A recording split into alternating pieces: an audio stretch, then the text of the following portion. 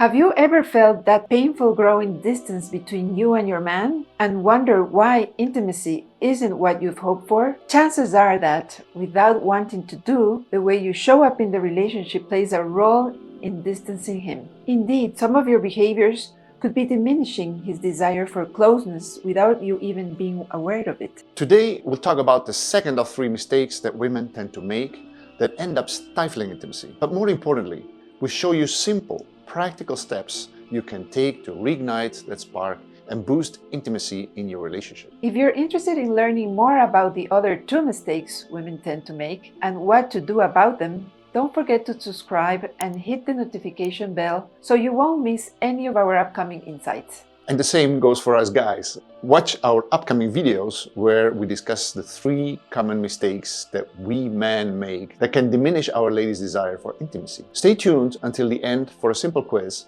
designed to help you improve your relationship. Understanding certain behaviors can help us build a stronger, more intimate connection with our partner. That's why today we're focusing on one behavior that can significantly harm intimacy and passion in men: controlling. But before we dive into the details, there's one crucial aspect we need to understand first. It's about how these behaviors affect the emotional safety in the relationship. Understanding the concept of emotional safety is key. Without it, any efforts to increase intimacy can backfire, making our partner feel more distant rather than closer.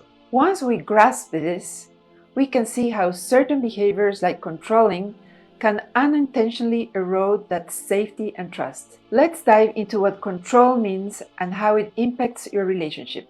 Control, a classic in so many couples we coach, and this can quickly drain the intimacy from any relationship, particularly for us women.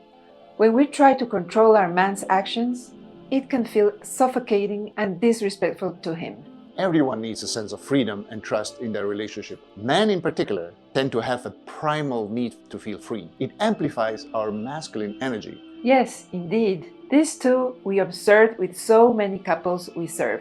If you try to control a man, he might go along, but he will build up resentment, anger, and eventually either leave or implode. Neither will get you higher levels of intimacy. Let's look at an example from another couple we helped recently.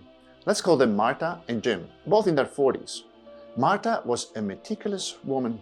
She was well-dressed and neatly styled, and she had always felt a need to control her environment. Jim, on the other hand, her husband, was tall, gentle, with a slightly balding head, a kind face, and an interest in deep topics. Here is a typical dialogue between the two. Where have you been? I went for a walk just around the block. And who did you talk with on the phone?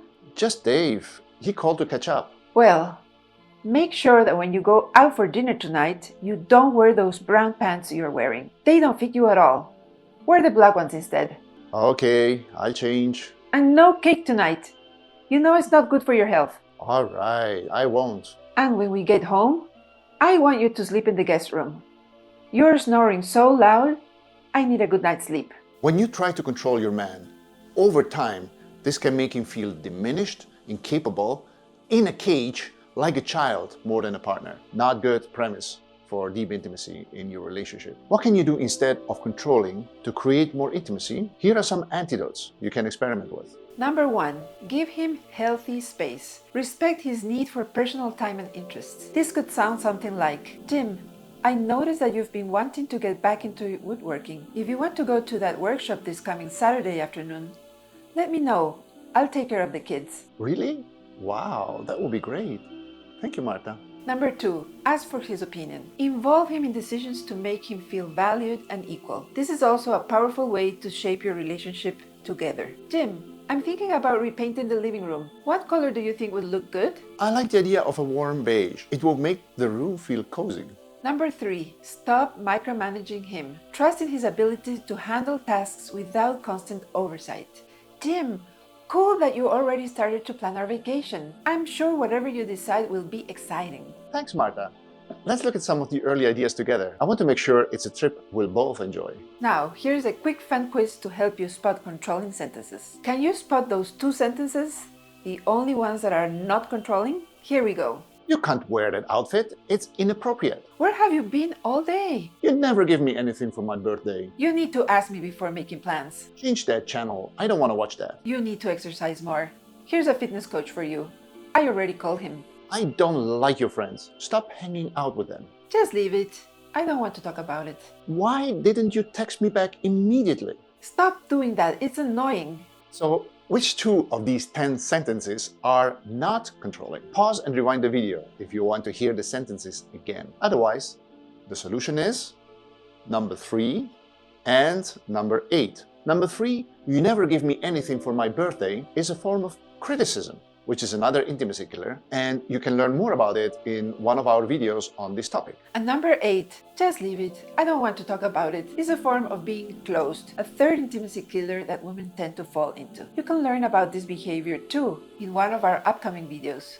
And here again, we'd like you to take a moment to reflect on your own behaviors. In all honesty, how often do you fall into behaviors of controlling, similar to the ones that we are mentioning in this video? Creating this awareness is the first step towards positive change. We challenge you to commit to one small action that you will do differently for next week. This could be something as simple as giving him space or asking for his opinion on a matter that is important to you. Do this consistently and without telling your partner, and observe how they respond. Take note of any changes in your interactions and feelings. Ready? On your mark, get set, grow!